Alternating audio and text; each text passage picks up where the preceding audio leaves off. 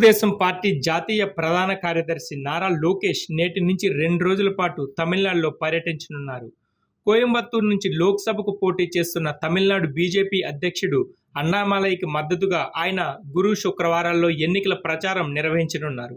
ఈ సీటును ఎన్డీఏ ప్రతిష్టాత్మకంగా తీసుకోవడంతో అన్నామలైకి మద్దతుగా బీజేపీ కీలక నేతలు, ఎన్డీఏ పక్షాల నాయకులు ఎన్నికల ప్రచారం నిర్వహిస్తున్నారు. ఈ నేపథ్యంలోనే కోయంబత్తూరు లోక్సభ నియోజకవర్గం పరిధిలో ఉన్న తెలుగువారి ఓట్లను ఆకర్షించడమే లక్ష్యంగా లోకేష్ ప్రచారం కొనసాగనుంది.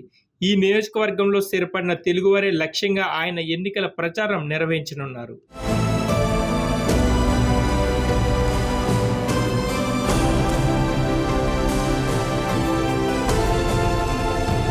తమిళనాడులోని పీలమేడులో గురువారం బీజేపీ ఆధ్వర్యంలో జరగనున్న ఎన్నికల ప్రచార సభలో లోకేష్ పాల్గొంటారు.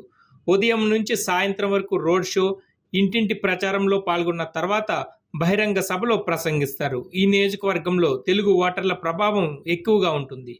ఆంధ్రప్రదేశ్, తెలంగాణ నుంచి వచ్చి స్థిరపడిన ప్రజలు అధికంగా ఉండే ప్రాంతాల్లో తెలుగు ప్రాంతాలకు చెందిన నాయకులతో ప్రచారం చేయించే వ్యూహంలో భాగంగా లోకేష్ తమిళనాడులో పర్యటించనున్నారు.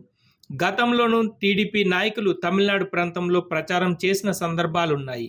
తమిళనాడులో 2 అంకెల ఓట్ల శాతం సాధించడమే లక్ష్యంగా ఎన్డీఏ ప్రయత్నాలు చేస్తోంది. దీనికోసం ఉన్న అన్ని అవకాశాలను ఉపయోగించుకుంటుంది.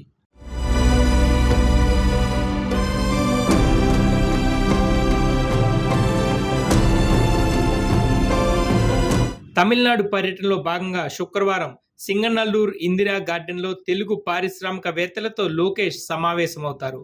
అన్నామలై విజయానికి సహకరించాలని ఆయన పారిశ్రామికవేత్తలను కోరనున్నారు. ఈ నెల 19న మొదటి విడతలోనే తమిళనాడులోని 39 లోక్సభ స్థానాల్లో ఎన్నికల పోలింగ్ జరగనుంది. దీంతో ఆ రాష్ట్రంలో 17వ తేదీతో ఎన్నికల ప్రచారం ముగియనుంది.